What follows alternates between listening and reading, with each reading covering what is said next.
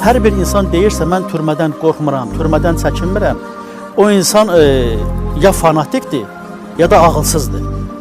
Çünki türmə elə bir yerdir ki, ora bir qəbirstanlıqdır. İnsan öləndə qəbirstanlıqda qohumları hər hansı bir işlə məşğul olursa, onun var dövlətini necə dağıdırlarsa, onun qohum əqrəbəsinə kimsə xəyanət edirsə, o qəbirdə olanda onu görmür, onu hiss eləmir.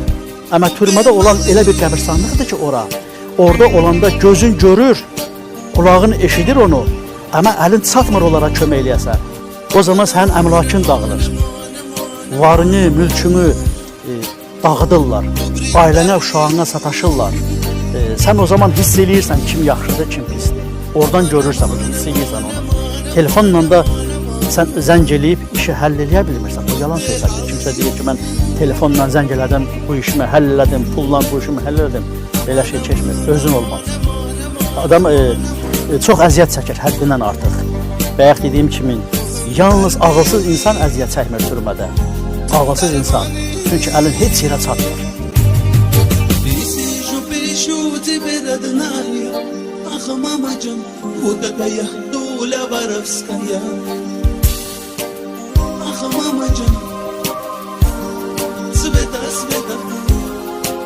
Я пишу как зимами не долета. Ах, мама Джан, вот такая доля воровская.